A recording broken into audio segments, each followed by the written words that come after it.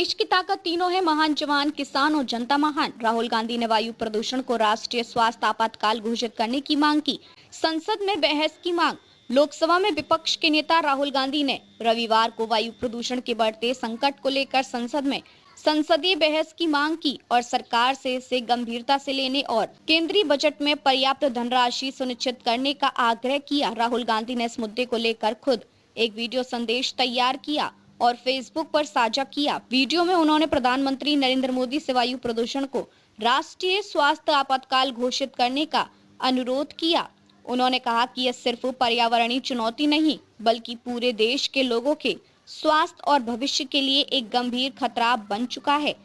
गांधी ने बताया कि उन्होंने पिछले कुछ दिनों में देश भर के लोगों के हजारों संदेश पढ़े, जिनमें उन्होंने स्पष्ट किया कि वायु प्रदूषण उनके दैनिक जीवन को किस हद तक प्रभावित कर रहा है। राहुल गांधी ने कहा, सबसे अहम बात थी डर, बच्चों के लिए, माता पिता के लिए, आने वाले कल के लिए।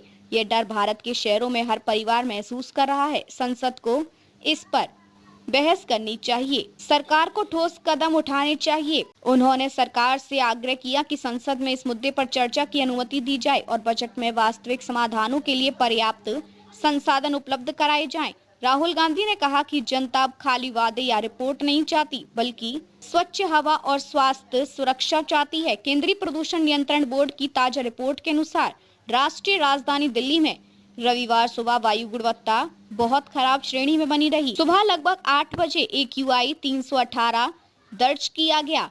विशेषज्ञों का कहना है कि इस पर लोगों को स्वास्थ्य संबंधी गंभीर जोखिम हो सकता है, खासकर बच्चों, बुजुर्गों और सांस से जुड़ी बीमारियों वाले लोगों के लिए। राहुल गांधी की यह टिप्पणी संसद के चालू बजट सत्र के दौरान आई है।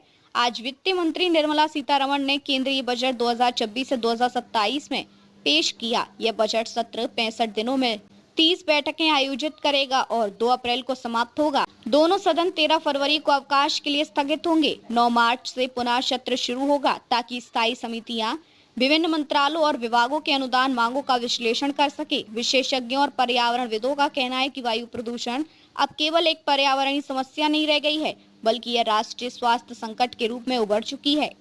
इसके प्रभाव से शिशु स्वास्थ्य, श्वसन प्रणाली, हृदय रोग और जीवन प्रत्याशा पर गंभीर असर पड़ रहा है। राहुल गांधी ने सरकार पर जोर दिया कि केवल घोषणाएं या योजनाएं बनाना पर्याप्त नहीं है। संसद में बहस, बजट में पर्याप्त संसाधन और ठोस कार्यवाही ही इस संकट से निपटने का वास्तविक उपाय हो सकते हैं। देखते रहिए changing future TV. Like, share और सब्सक्राइब करना ना भूलें।